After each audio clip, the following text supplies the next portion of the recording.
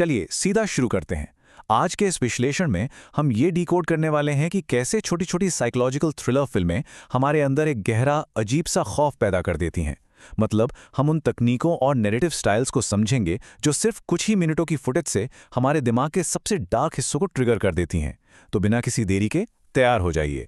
तो सबसे बड़ा सवाल जो हमारे सामने आता है वो ये है कि क्या कोई फिल्म 5 मिनट से भी कम समय में सच में दहशत पैदा कर सकती है? इसका जवाब है बिल्कुल। इन शॉर्ट फॉर्म हॉरर फिल्मों में वक्त की पाबंदी होती है और इसीलिए ये सबटेक्स्ट और हमारे सेंसेस को मैनिपुलेट करने पर सबसे ज्यादा फोकस करती हैं। यहाँ किसी लंबी चौड़ी बैक स्टोरी का टाइम नहीं होता, यहाँ सीधा आपके डर के कोर पर वार किया जाता है। जैसा कि इस कोट में कहा गया है, बेहतरीन थ्रिलर के लिए 90 मिनट की कोई ज़रूरत नहीं है। असल में यही पाबंदियां क्रिएटिविटी को और भी ज़्यादा बढ़ाती हैं। सोचिए, एक पूरी फीचर फिल्म की इंटेंसिटी को कुछ ही मिनटों के क्लॉस्ट्रोफोबिक अनुभव में निचोड़ दिया जाता है। जब वक्त कम होता है ना, तो एक एक फ्रेम, हर एक आवाज़, सब कुछ आपको बेचैन करने के लिए ही डिज़ाइन किया जाता है। चलिए अब आते हैं हमारे पहले भाग पर, ट्रॉमा और पहचान के थीम्स। देखते हैं कि ये फिल्में मनोवैज्ञानिक रूप से कैसे काम करती हैं। ये फिल्में अक्सर उन रोजमर्रा के मानसिक दबावों को अपना हथियार बनाती हैं जो हमें अंदर से तोड़ सकते हैं। मिसाल के तौर पर शे को ही ले लीजिए।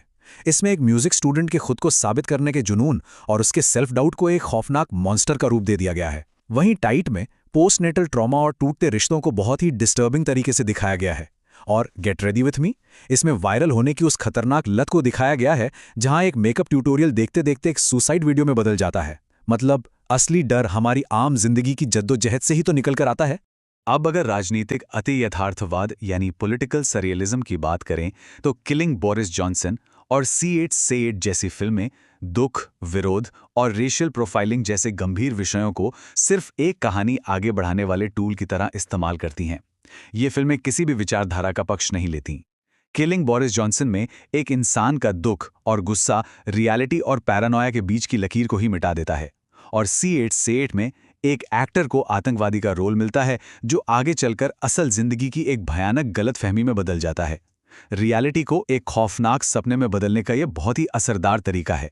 अब बढ़ते हैं अपने दूसरे भाग की तरफ, जो है मिनिमलिस्ट सेटिंग्स और खौफ। देखते हैं कि जगह का कैसे इस्तेमाल होता है। देखिए, फीचर फिल्मों के पास तो अपनी कहानी बताने के लिए एक बहुत बड़ा कैनवस होता है, लेकिन शॉर्ट फिल्में एक बहुत ही क्लस्ट्रोफोबिक माहौल बनाती हैं। कर्व नाम की इस शॉर्ट फिल्म को देखें। इसमें डर पैदा करने के लिए किसी भी बैक स्टोरी की कोई ज़रूरत नहीं है। बस एक औरत है जो एक ढलान वाली बेहद चिकनी सतह पर लटकी है और नीचे गहरा खौफनाक अंधेरा। ये सीधे तौर पर एक फिजिकल हॉरर है जहां हर गुजरता हुआ सेकंड किसी टॉर्चर से कम नहीं लगता। और बिट्स में तो ग्रामीण मोंटाना का वो सन्नाटा ही आम माहौल को खौफ में बदल देता है। ये फिल्म ये साबित करती है कि सस्पेंस को आपके रोंगटे खड़े करने के लिए हमेशा किसी बड़े हादसे या हाई स्टेक्स की जरूरत नहीं होती। बस एक होम टाउन की अजीब सी शांति और उसमें छुपी हुई दहशत ही काफी है। ला कासा मूडा और रैक में जो चीज सबसे दिलचस्प है वो है इनका सिंगल कैमरा पर्सपेक्टिव।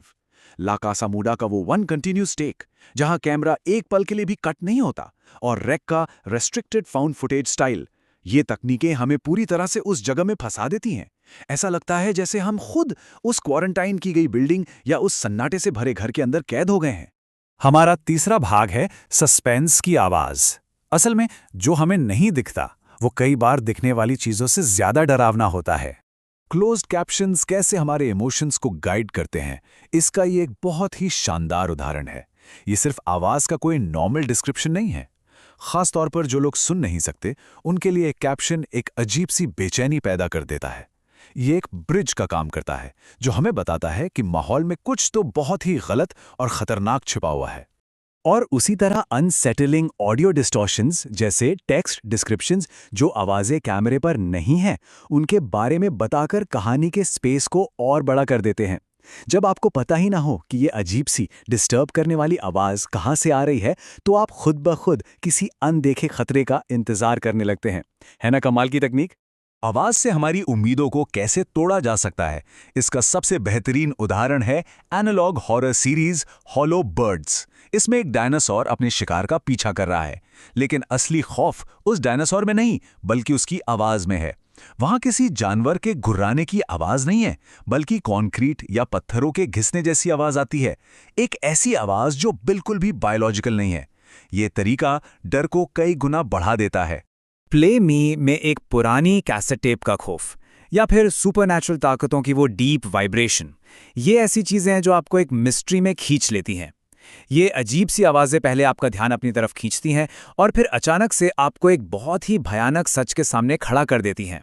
और अब हम आ गए हैं अपने आखिरी भाग पर, अनजान का खौफ। देखते हैं कि जानकारी छुपाकर कैसे टेंशन को चरम सीमा तक पहुंचाया जाता है। लैब में इस बढ़ते हुए तनाव यानी स्लो बर्न अप्रोच को समझिए। पहला कदम, एक बिल्कुल शांत घरेलू माहौल। दूसरा, खामोशी और एक अजीब सी हिचकिचाहट का आना। और तीसरा, एक अनजान खतरे का हल्का सा इशारा। एक बच्चे के साथ बिताया गया एक आम सा पल इंतजार के इस इम्तिहान में एक भयानक खौफ में बदल जाता है। तो समझने वाली बात यह है कि एकदम अकेलापन और किसी अनजान के आने का इंतजार मिलकर क्या असर डालते हैं। मैन ऑन अ ट्रेन में एक खाली डिब्बे में अचानक किसी अनजान शख्स के आने का खौफ आपके उस रोजमर्रा के सफर को भी नर्व रैकिंग बना देता है। जब आप बिल्कुल अकेले होते हैं तो सबसे ज्यादा डर उसी बात का लगता है जिसके बारे में आपको कुछ भी ना पता हो। इग्नोर इट का कॉन्सेप्ट तो और भी रोंगटे खड़े कर देने वाला है। एक परिवार के बचने का सिर्फ एक ही तरीका है, और सुपरनैचुरल ताकत को पूरी तरह से इग्नोर करना। ये दिखावा करना कि वो ताकत वहां है ही नहीं। जैसे जैसे वक्त बीतता है वो मानसिक दबाव इतना बढ़ जाता है कि उसे सहना लगभग नामुमकिन लगने लगता है। Other side of the box में सर्वाइवल की एक बेहद मिनिमलिस्ट लड़ाई है।